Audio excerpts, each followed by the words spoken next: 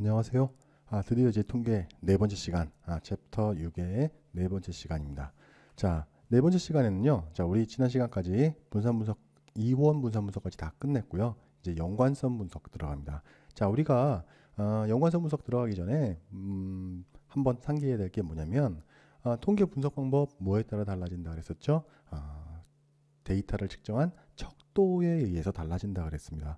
자, 이 연관성 분석도요, 네 가지 정도가 있어요. 근데 이게 역시 척도에 대해서 달라집니다. 그 중에서도 네 가지 중에서 우리는 상관 분석이랑 교차 분석 이 두 가지 정도만 우리가 학습을 하고 넘어갈 겁니다. 자, 이 두 가지 정도가 시험 문제에 나오기 때문에 우리가 여기까지만 하게 될 거고요. 연관 분석, 상관 분석부터 우리 한번 들어가 보겠습니다.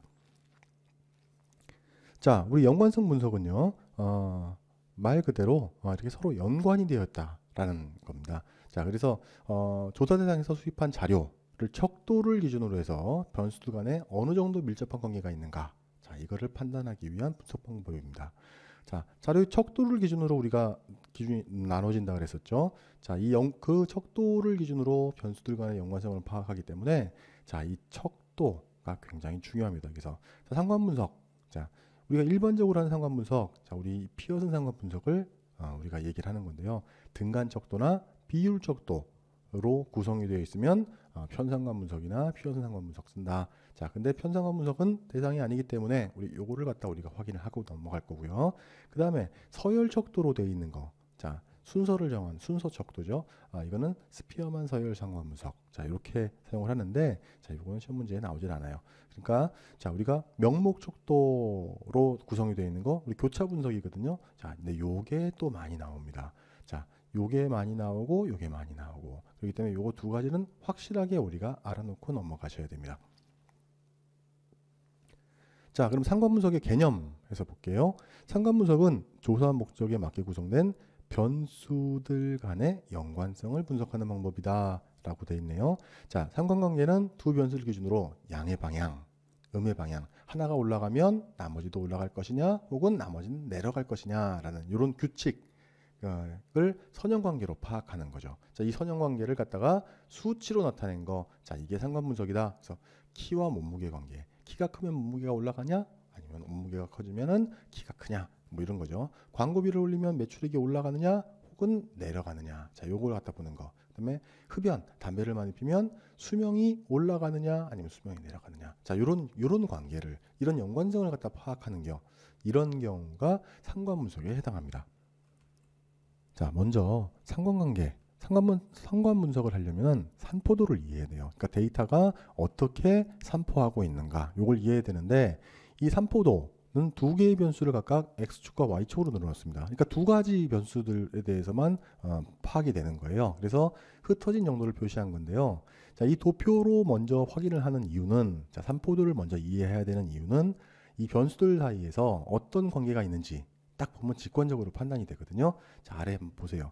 데이터들이 이런 식으로 이렇게 막 몰려 있어요. 그러면 x축도 늘어나고 y축도 늘어나고 이런 관계로 이렇게 나타나죠. 자, 이거 양의 상관관계라 그럽니다. 근데 반대로 이렇게 나타나요. 아래로 내려가는 식으로. 그러면 음의 상관관계라 그래요.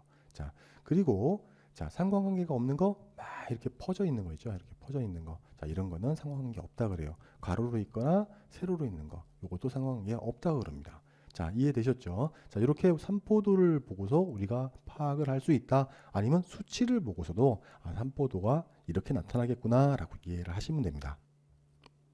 자, 본격적인 상관 분석에 들어가기 전에는 우리가 공분산이라는 걸 알아야 됩니다. 자, 공분산이라는 건 공통되어져 있는 분산, 이런 말이거든요. 자, x와 y라는 두 개의 변수가 있는데 이 두 변수가 평균 x바 y바 요거부터 떨어져 있는 정도, 요거를 갖다가 우리가 x바로부터 떨어져 있는 거, y바로 떨어져 있는 거, 요걸 갖다 곱했네요. 자, 이렇게 해서 우리가 그 표본의 개수로 요걸 나눠주면 공분산이라 그러는데요.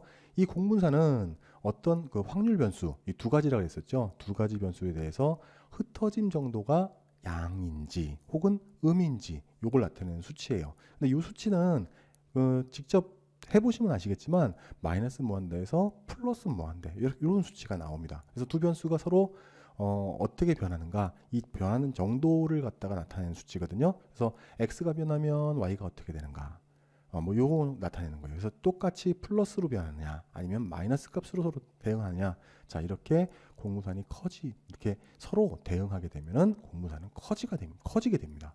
자, 근데 서로 다른 방향으로, 자, 양수 방향으로 되는 거, 그다음에 서로 다른 값, 하나는 x가 올라가는데 y가 내려간다. 자, 이렇게 보면은 공분산이 작아진다. 그러니까 그 마이너스 숫자이기 때문에 마이너스로 간다라고 확인하시면 됩니다. 그러니까 아까 그래프로 봤듯이 양의 방향이냐 음의 방향이냐, 자, 요거와 같은 맥락이죠. 그래서 x와 y가 어떤 규칙이 없다. 그러면 공분산은 0이다라고 생각하시면 됩니다. 자, 이 얘기는 뭐냐면 확률 변수 x에 대해서 어떤 흩어짐 정도, 요걸 갖다 분산으로 표시를 할 수 있죠. 어떤 하나의 변수에 대해서는요. 근데 이거는 또다시 다른 확률 변수, 요거에 대해서 흩어짐의 정도, 요걸 또 분산으로 표시할 수 있습니다. 이걸 같이 각각 엮어서 나타내는 걸 공분산 분석이라고 하거든요. 자, 공분산, 자, 코베리언스 우리 이렇게 보통 배웠었죠. 자, 그래서 이걸 XY, 이렇게 X와 Y에 대한 공분산 이렇게 표현하는데요. 각각에 해당하는 차를 갖다 곱해서 다 더해준 다음에 해당하는 표본의 개수로 나눠주면 우리가 공분산을 구할 수가 있다. 자, 이렇게 우리가 공식을 갖다 이해하시면 됩니다. 그래서 공분산은 X에 대한 평균 편차, 그 다음에 Y에 대한 평균 편차, 요걸 갖다 곱하는 거죠. 왜냐하면 평균에 대해서 각 흩어짐 그 특정치들을 갖다가 빼는 거. 자, 요걸 우리 뭐 평균 편차라고 그러잖아요. 자, 요걸 곱해서 다 더하고 관측치로 나눠준 거. 요게 공분산이다. 여러분 이렇게 이해하시면 됩니다. 자, 이렇게 편리한 공분산인데 우리가 비교를 하는 데 있어서 약간 어려움이 있을 수가 있습니다. 어떤 어려움이 생기냐면 x와 y로 변수를 측정을 했는데요. x는 길이고 y는 무게다. 그럼 단위가 다르잖아요. 그렇죠? 그러면 공분산을 계산하더라도 이게 뭘 의미하는지를 모릅니다. 이게 단위가 서로 다르면요. 그래서 이 단위가 다르더라도 서로 이해하는데 편하게 하기 위해서 이 값들을 표준화 시켜주면 되거든요. 그래서 길이와 무게를 각각 표준화하는 작업. 그러면은 우리가 요 숫자를 가지고서 확인을 할 수가 있어요. 그래서 표준화를 해서 계산된 x와 그 다음에 y의 표준 편차를 곱으로 나눠서 단위 효과를 상쇄시키는 거죠. 그래서 단위가 서로 다른 수치를 직접 비교할수록 수정한 거. 그러니까 서로 단위가 다르더라도 서로 비교할 수 있도록 만든 거. 요게 우리 상관계수다라고 여러분들 이해하시면 됩니다. 그래서 상관계수는 공분산을 표준화한 값이다. 자, 요렇게 기억해 두세요. 요거 굉장히 중요합니다. 그래서 x와 y가 서로 양의 상관관계를 가지면 0보다 크고 1보다는 작은, 자, 요런 상관계수가 갖게 되고요. 그 다음에 음의 상관관계는 마이너스 1에서 0까지의 값을 가지게 됩니다. 그리고 어떤 일정한 규칙이 전혀 없다. 그러면 상관계수는 0이 되겠죠. 자, 이렇게 여러분들이 이해하십시오. 자, 우리가 방금 전에